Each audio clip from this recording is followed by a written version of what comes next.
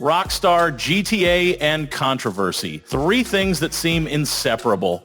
Without controversy, GTA might never have become the global phenomenon it is today.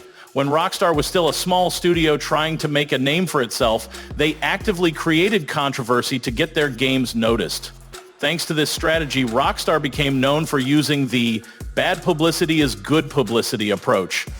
This story starts with DMA Design, a Scottish game studio now known as Rockstar North. Before stepping into the world of open-world crime games, DMA made several titles, the most famous being Lemmings, a puzzle game that was a big hit and kept the company afloat for years.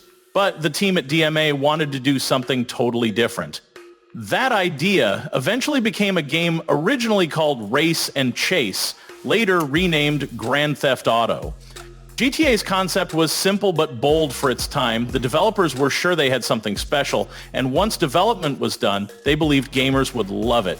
But there was a big problem. GTA was an entirely new game with zero name recognition. On top of that, DMA Design had been struggling for years without a major hit. With no brand power and an unknown title, they had no idea how to get their game noticed. From the beginning, Rockstar knew that stirring up public outrage could be a powerful marketing tool, but they weren't sure how to make it work. That's when they hired Max Clifford, a British PR expert famous for creating scandals. His mission? To turn Grand Theft Auto into the most talked about game in the country by making people angry about it. At the time, Clifford was well known for his ability to manipulate the media with outrageous stories. One of his most famous cases happened in 2004 when he worked as the PR advisor for Rebecca Luce, a woman who claimed to have had an affair with England's football icon David Beckham. The scandal took over the media, becoming global news. That was Clifford's power, turning local gossip into worldwide drama. For GTA, Clifford had a game plan. Plant shocking stories in certain tabloids that thrived on stirring public outrage. These articles would spark anger from conservative groups and politicians, who would then push the controversy further. His first big target? The Daily Mail, a British paper famous for its dramatic headlines. They ran a story with the title, "A Crime Simulator That Glorifies Hit and Run."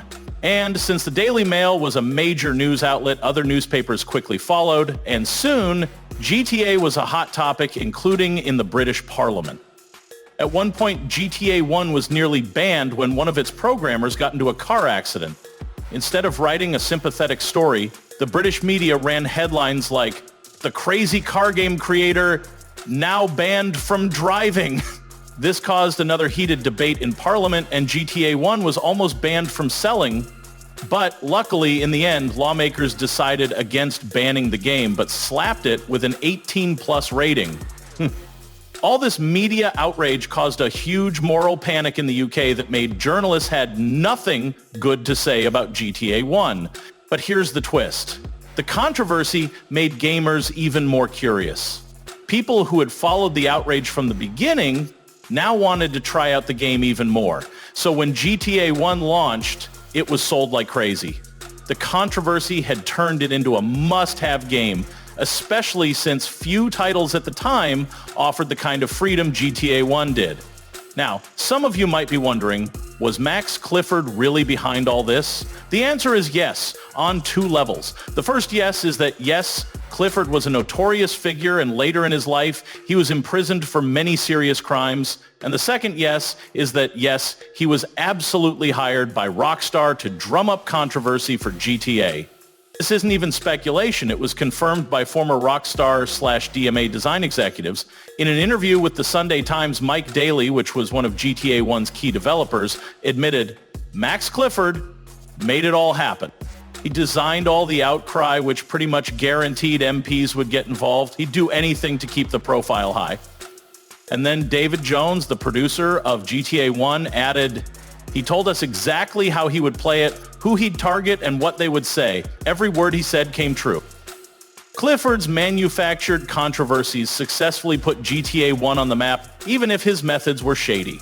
Rockstar got what they wanted, massive exposure, and even years after, they still kept using this controversy tactic to market new GTA games.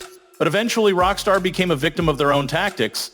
they got a taste of their own medicine. The hot coffee scandal in GTA San Andreas nearly destroyed the company. Now, was hot coffee another planned controversy? Probably not. Sure, Rockstar technically set the stage by leaving that explicit minigame in the code, but the way the scandal unfolded, with intense public backlash and legal battles, suggests it wasn't a calculated move. Unlike before, Rockstar didn't hire someone to make the controversy bigger. This one blew up on its own. The same goes for the mess surrounding GTA Trilogy Definitive Edition. If there's one thing we know about Rockstar, it's that they care about quality. Bugs are normal in open-world games, but the sheer number of issues at launch made GTA Trilogy feel like a disaster. This wasn't the Rockstar we knew. It almost seemed like a higher power forced them to release the game before it was ready. I won't name names, but you probably know who I'm talking about.